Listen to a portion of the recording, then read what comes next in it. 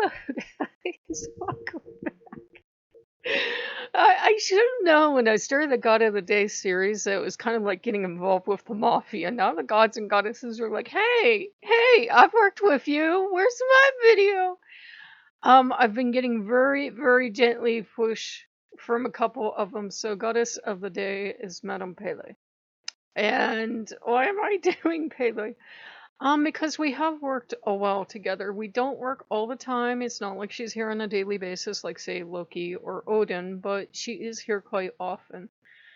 I was attracted to working with her decades ago because, at one time, like especially back in the 80s and 90s, Wicca was just like every god and goddess is beautiful, and they're all faces of the father god, mother goddess. So it was really that thing about seeing her through the lens of she's a beautiful face of a goddess. And she is a beautiful goddess, but she also has all of her stories from the islands. And she's a goddess that, when Christianity hit Hawaii, the first thing they did was they banned the worship of the native gods and goddesses. So a lot of the stuff we should have, we just don't. We are lucky that a lot of the hula, which she's connected to, and a lot of the chants and dances were preserved, but a lot of the stuff was forbidden. So there is probably a ton of stuff we just don't know about Pele. We know about Kilauea, and we know that there are a lot of people that will unfortunately take advantage of the local goddess, and people will say, well, it's our goddess, all right. But you know what I mean. There have been people who have taken advantage of the Pele legend to, just sell stuff to tourists or to be borderline irrelevant. And it seems like Pele only pays attention to people if it really gets out of hand or she just finally has the time to deal with you. No, I really did not want to do a video for Pele because there's this weird subset of people that go to the islands to do inappropriate magical acts. If you were going to do something that would get you a content restricted, not suitable for work rating, if you're going to do that type of magic, don't do that out in public where everyone can see what you and a god or goddess tend to do in private. I don't care, but don't do that in public. There's actually this video of this woman going, do you know what these men do when they come to this island? Yeah, I did need to know that. Now I do, and I can't get it out of my head, and that's why you didn't get a video for a very long time. So, and she's like, how do you think I feel about it? And, she and I have been discussing back and forth why she hadn't got a video, and I said, well, it's like she has all this touristy stuff piled on top of her, and she has like all this kind of inappropriate stuff piled on top of her, and people being irreverent. She goes, well, maybe that's why I want a video. Maybe because you're as reverent as you can be with, not speaking the language or being native to Hawaii. She's really simple to work with. She really doesn't demand much. In fact, I think it's a surprise to her that people all the islands are interested in her because we don't have a vested interest in keeping her happy. If Kilauea goes off or not, it really doesn't matter to us. If you're a volcano goddess, that's kind of something you expect people to kind of respect you for and to impact how well they treat you or not. You know what I mean? And she's usually actually pretty good to people. Yeah, there can be unexpected eruptions on the islands, but it's often believed that she will go around in person either as a beautiful young woman or an older woman, usually carrying her digging stick, and she will warn people. And it behooves you to go then and warn other people. So she will actually go around the island saying, hey, I'm going to set off an eruption. And of course, since it's a local belief and Christianity has taken over, a lot of people are like, well, yeah, we can't exactly put that on the 5 o'clock news in case you're wondering. But I'm sure that there are some people that do like put up sightings and say, hey, Pele has been sighting. Now, of course, people do it for attention. So it's one of those things that feeds back into why I did not want to do a Pele video. Because some people will just say, oh, sure, I've seen Pele, and they'll do it for 5 minutes of attention. Just like, people claim to work with Loki or another god or goddess. It's kind of the same thing. She's usually really simple if you're from outside the islands to work with. Like I'm making kind of a Polynesian style beef tonight, which amuses her to no end. And she seems to like coffee. I think some people from the islands have said cigarettes, but I don't know. You would have to ask her. One person said a pipe. I don't know. I guess because she's a volcano goddess and because volcanoes literally smoke and have steam and have lava and everything, that's why people see that. She's known, connected to the Hula, and she's connected to, the chanting music, and a lot of the stories that are shown in the Hula and chanting are linked directly back to Pele. Um, and she's one of those goddesses that I think the people really don't want you to worship openly. Because remember, when Christianity came in, and this is not me harshing on Christianity, they banned her worship. So she's one of those goddesses that's like, you know what? I really don't care. If I want to come talk to my people, I will. So you'll see schools and stuff doing things like there will be like red bits of cloth put out as an offering. And, people will do things to try to appease her and, sweeten her up so that, she doesn't, flood. Now, one of the benefits, though, is once a volcano does go off and the lava comes through, it makes more land and it enriches the land and everything else. So you kind of need that balance of both when you live in a volcanic area. I would say if you do want to work with her, she is good to work with, but kind of, in my experience at least, unless she comes to you and she says this is what we're going to do, kind of have some idea of what you want, because in our first encounter, if I remember correctly, it wasn't like she was really mad, but it was like kind of, well, why are you coming to talk to me if you don't even know what you want? So have a plan of what you want. And often, like if I'm in a lot of pain or I'm feeling extremely angry and my temper's going to go off, that for me is a good time to work with her, because she can lead me to be more constructive about the destructive aspects of being in, like, say, pain or a lot of anger. Like, what can we use this for, constructively? Now, she is a goddess that I get the sense that if you are going to get a lot more closely involved than we are, she's going to be very demanding. She can show up and she can have a pretty good, temperament and patience, because she usually shows up as the older woman aspect with me. But at the same time, she's known for demanding respect. So if you would be rude or disrespectful or you just want to do something, she might not have the longest fuse. With me, she's been pretty good. She's been gradually upping the pressure on me for a video. And she knew very well why I didn't want to do it, because that just weirded me out how those people, go and do inappropriate things in Hawaii. And I was like, why even? And all the touristy stuff, but she's like, well, that's kind of how you have to do it, because people are looking, to genuinely work with Pele. And that does not mean, by the way, that I speak for Pele or you should do as I do. Do your research, see what people in the islands do, see what her chants are, see what people seem to find works or does not work. I kind of wanted to skip over her because she almost seems like one of those, things are different from when I came into Wicca.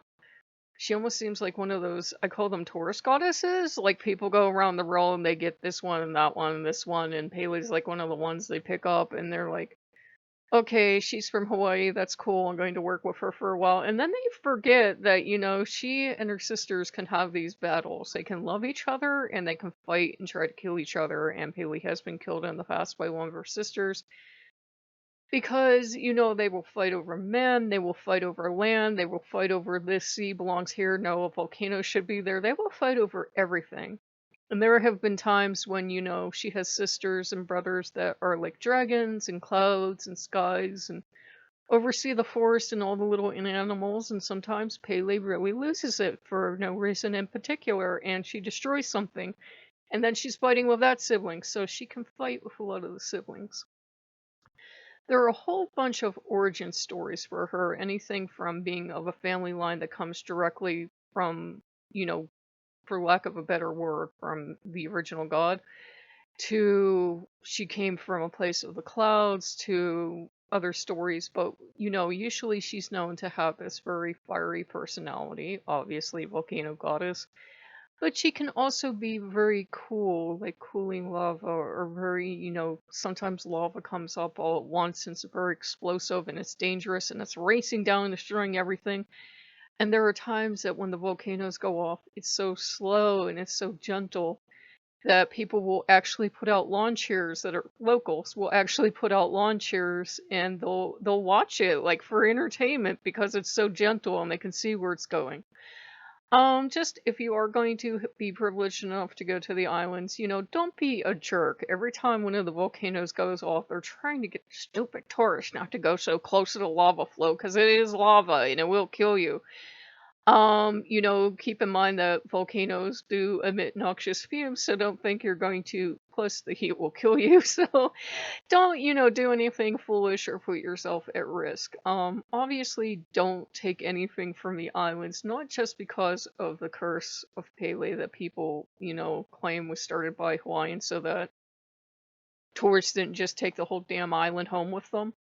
But just because, one, it's not cool to steal things, even if you really, really like them, and two, because, the way ecology works, you could be bringing home something from Hawaii you really don't want in your local biology. So, just kind of have some forethought, and if you want to take gifts, make sure that it's okay with, like, the local authorities. There have been people that take advantage of that process and have done like downright disrespectful gifts, and there are some people that are like, well, these are gifts she likes and you can do something. In general, if you help out in Hawaii, that's like the best gift because she really does love the people of Hawaii. So if you want to help out like when you're in Hawaii, or you want to donate to like a shelter in Hawaii or something, that would be something great to do, especially, for women. And, if you want to study up on volcanoes and study up on Hawaii and the culture and the food, or cook her some nice food or something, that would be something nice to do too. And yes, you could like look into studying the hula and like learning some basic dance steps and learning, the sacred significance of it. And it's actually an extremely hard dance form to do and do correctly because it does take like a lot of physical ability. So they will have free classes online that you can watch. Hawaiians are more than happy to teach you a modified hula that you can do from, say, sitting in a chair or a wheelchair or even like on a bed. It's just about having reverence and respect when you do it. Usually, the way we do it over here is like that Hollywood version where we really have no idea what the hell we're doing, and it's kind of like borderline cringe. You don't have to get all religious about it, but if you are going to do a sacred dance, understand that it is a sacred dance and not just something to do when you're drunk at a party. So, it's fine whatever way you come in, but do understand, just like we would want reverence for our god and goddess, they want reverence for their god and goddess too. So, overall, she is really good to work with. She can teach you to control your temper, believe it or not. Even though this is Pele we're talking about, she can teach you to control your temper. She can teach you the people to ignore, like those weirdos that go to the islands to do inappropriate thing in front of volcanoes. She just ignores them. And this is Pele. If she wanted to get at them, she would, but as she said, she doesn't even want her lava to touch them, so no. Ugh, get away from me. But it's like one of those things. It's obviously like a lot of people have a problem even hearing the word God spouse, and I hate that word personally, but you should have the common sense not to do private time stuff out in public. So if you are going to feel you have a legitimate bond to a god and goddess, for the love of legal reasons, don't do that in public. Um, with me, she's kind of off and on about having like a shrine or an area. Sometimes she likes it, sometimes she's like, eh. If Madame Pele comes in and she feels like this flower arrangement is hers today, is hers today. If she feels like the food is cooked for her today, is cooked for her today. She can get in a little bit of a scrap with Loki, and Loki's always the one that started. Because remember, we don't talk about it often, but Loki is connected to volcanoes as well. And sometimes little volcano fox is like because people have said, well, they get a little enthusiastic, and goddess of volcanoes in Hawaii must be goddess of all volcanoes, including Loki's volcanoes.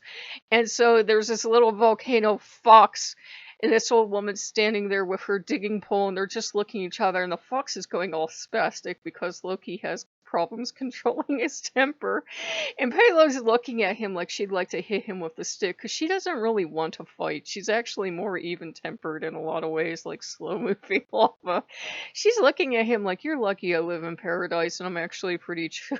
So he's the one that starts it. He's the one that, like, I've hung up like red cloth and stuff in the past. Like, if you hear about like eruptions or something, it's totally fine to, speak to Pele and say, like, you'd like to help out, send energy, whatever it is you do. And sometimes Loki's good about leaving stuff alone, and sometimes he's like a little brat. Like, if you literally only have an old red dishcloth or something, or bandana or something, it's okay. Usually, I think Hawaii, it's taken and it's like put in a special location, like schools will all do it or something, but it's one of those things I picked up, and I can't really tell you what the significance is other than it's done like as an offering. Like a lot of cultures will offer ribbons or cloth or something. But little fox can come over and undo it. So watch where you're hanging your cloth, and if you do a candle where you have it, don't have them where there could be an unfortunate accident. Because sometimes little foxes get grumpy and jealous. And why is she getting red? That's my color.